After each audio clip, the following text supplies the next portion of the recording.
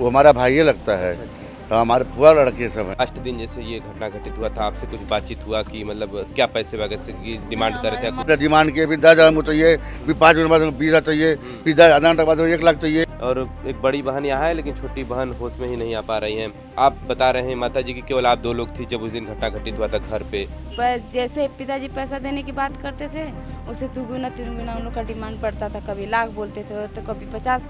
जिस दिन गाड़ी मांगे 7,000 दिए ना, तो उस दिन नहीं दिए। जिस दिन मेरे पिताजी मर गए ना, पुलिसकर्मी जितने भी थाना के थे ना, सब ला के तुरंत गाड़ी खड़ा कर थे। हम लोग को जो भी 300-400 लाते थे, उसी से हम लोग अपना पेट पूजा सब चलता था। उसी बड़ा मामला तो बड़ा पेचीदा है और इस पुलिस को लेकर के तमाम प्रश्न पहले भी उठते आ रहे हैं। और इस बार तो गाजीपुर जनपद के इस थाने पर, जो थाना रामपुर माझा बताया जा रहा है, उस थाने पर ये इस तरह की घटनाएं घटित हुई हैं। फिलहाल देख पाएंगे गांव के भी तमाम लोग हैं। और क्या कोई किसी की बातचीत हुई थी अंतिम समय में इनसे? आप लोगों को कुछ बातचीत हुआ था? नहीं, हमारे यहाँ देखिए वो हमारा भाई ही लगता है। तो हमारे पूरा लड़के सब हैं। अब हमारे यहाँ 15-20 दिन पहले गया था वो, तो मकान मेरा बन रहा है, तो देखा था काफ़ी भैया अच्छा मकान बनाने बहुत अच्छी है। हमने कहा कि जाओ तो मकान में जाओ, खा पीने, फिर घर निकलना। तो कहे नहीं, पानी पी लेके हम जा रहे हैं अभी। तो वो ये सब घटना नहीं हुई थी। तो फिर वो आया यहाँ पे, हम लोग को परसों मालूम हुआ कि नहीं, फांसी लगा लिया।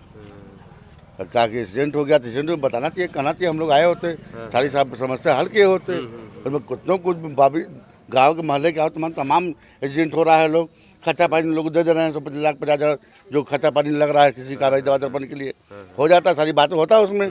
अब लेकिन मजबूरी हम लोग कुछ को पता नहीं चला, अब हम लोग को सुबह मालूम हुआ, तब इसलिए हम लोग आए। देखिए गांव के लोग हैं और भी थोड़ा सा इनकी माता जी, उस समय जब लास्ट दिन जैसे ये घटना घटित हुआ था, आपसे कुछ बातचीत हुआ कि मतलब क्या पैसे वगैरह से की डिमांड कर रहे थे? माँ की तेरह थी उस दिन, हम चले गए थे, घर पर नहीं थे। तो वहाँ पे कोई था ही नहीं घर पे? कौन कौन उस दिन था? थी 2 बेटियाँ, अच्छा, वही सब थी, दोनों लड़कियाँ। उससे पहले भी घटना बता रहे हैं कि 30 तारीख की हाँ, घटना है। तो थे। अच्छा, हम थे, तो वही पैसे की मांग हो रही थी। ये हो कि पैसा हम दे देंगे, फिर आएगा तो फिर मेडिकल करके तो फिर पैसा मांगेगा, तो शायद धबधबा बनावता ना। हाँ, तो ये बल्कि का हो, तो बोले भाई पैसा कौड़ी जब लड़का आई तो कभी दिया ही नहीं, तो हम पैसों देते दवाई कर में, तो कब मान ना हो या कभी आई तो 16 नामक हुई तो अपन दे देव। हम लोग को विचार देवे कर रहा। अच्छा, मतलब परिवार में ये बातचीत चल रहा था कि नहीं भाई, इला चोट लगा तो पैसा दे दिया जाएगा। हाँ, तो क्या मतलब उसमें इनकी गलती थी या फिर उस बाइक वाले की टक्कर? बाइक वाले का है ना, बाइक वाला आके आगे से मारा है। अच्छा, उसके लाइसेंस नहीं था, न हैंड वो सब नहीं तो, था। बात की बात है, हमारे तो लेकिन नाबालिग बच्चा है। और आजकल आप देख ही पा रहे होंगे किस तरीके से इस तरह के लोग अपने परिजन जो है कि अपने बच्चों को बाइक भी दे देते हैं कि लो भैया उड़ जाओ इस बाइक के साथ। और मतलब न तो किसी को इंडिकेटर देना है, लेफ्ट राइट का नहीं पता है कि हाँ बाएं मुड़ना है तो लेफ्ट इंडिकेटर देना है, राइट मुड़ना है तो राइट इंडिकेटर देना है। बस बाइक उनको चलाना चाहिए, स्लेटर घुमाने आना चाहिए। और उनके पास जिस प्रकार बता रहे हैं ड्राइविंग लाइसेंस भी नहीं है, तो कहीं ना कहीं तो आपराधिक है ही। और इस तरह से अब तो घटना भी घटित है। क्या कर रहे हैं? हाँ, हेलमेट भी, ये तो सुरक्षा। हमारे आदमी ने बेल्ट सीट लगाए थे, नहीं तो वो भी खत्म हो गए होते उसी समय। अच्छा, हाँ, सीट उसी बेल्ट से लगाए हुए थे। बहन फिर कहाँ भी है? फिर गिरा तो घटना होने के बाद में लड़के को लेकर उसको उठा कर देखे भी, देखकर जब लड़का हुआ तब चले। अच्छा, बच्चे को देखें कि क्या हुआ। यही सब है हम लोग का। इस पूरी घटना का आप दोषी किसको मानती हैं? उसी का ना है, चाहे अपना ही माने। बड़ी गाड़ी है, छोटी गाड़ी की नहीं होगी, बड़ी की ही मांग होती है। तो नहीं, भाई वो तो अलग बात है। इस घटना की बात, जैसे जिस प्रकार से आप लोग मतलब तमाम आरोप लग रहे हैं कि पुलिस के द्वारा प्रताड़ित किया गया, उसके बाद परिजन ने अपना आत्महत्या कर लिया है। हाँ, यही है भाई, हम लोग की छोटी सी रोजगार है, बच्चों लोग को लेकर तो ये दुकान आप ही देखते हैं क्या पीछे? हाँ, यही छोटी सी दुकान है। एक मैजिक से हम लोग का इसी से 6-7 जाने का खर्चा पानी चला था। देखिए एक छोटी सी इनकी दुकान है और सब्जी वगैरह भी यहाँ पर रखे हैं, इसको भी बेचते हैं। और एक मैजिक चल रहा था और इसी से पूरे परिवार का वहन चलता था। 2 लड़के की शादी करनी, एक लड़की की।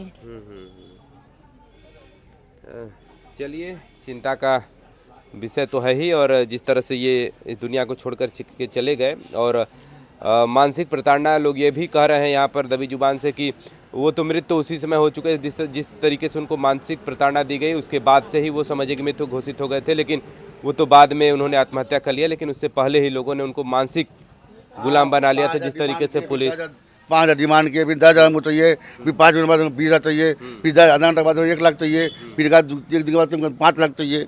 यही सबसे घबरा कर आदमी, इतना सुलझा हुआ व्यक्ति भाई था मेरा, लेकिन अब निकल गया, अब उसके लिए क्या किया जाए।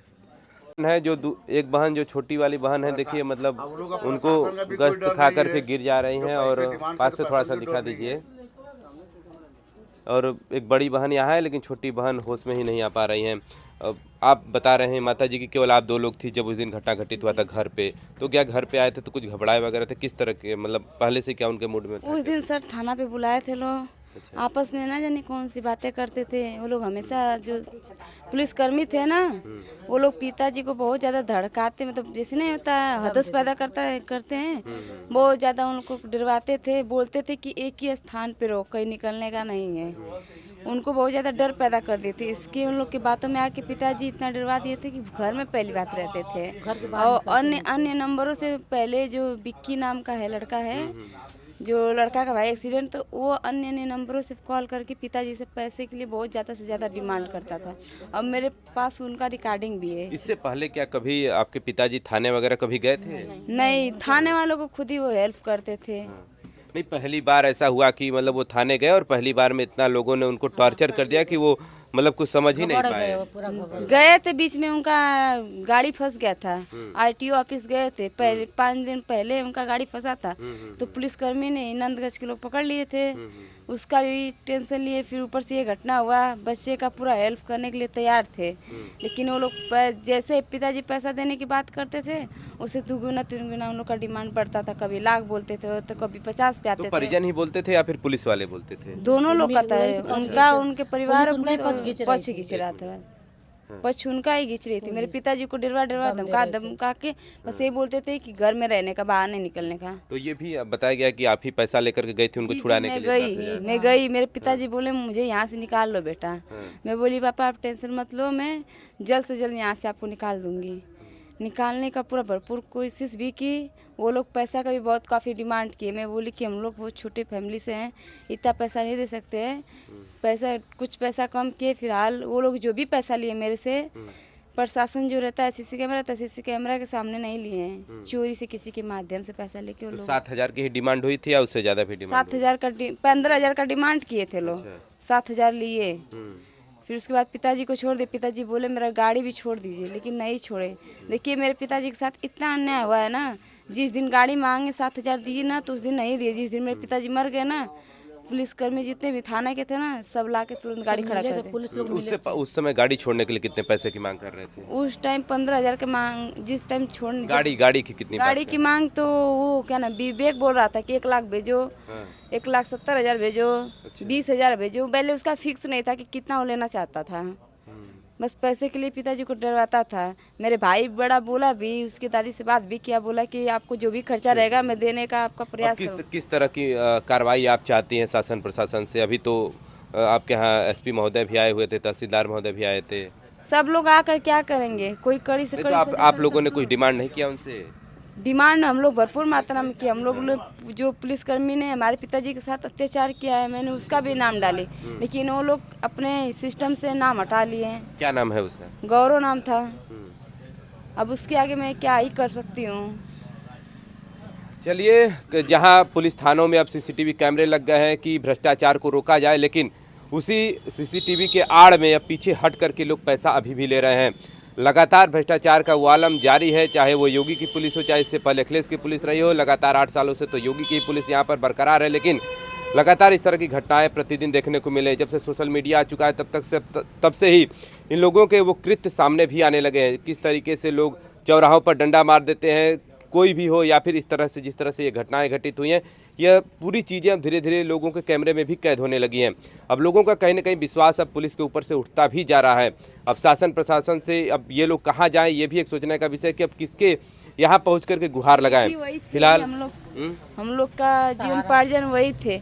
सुबह से लेके शाम तक हम लोग को जो भी 3-4 सुलाते थे, उसी से हम लोग अपना पेट पूजा सब चलता था, उसी में पढ़ाई लिखाई सब करते थे।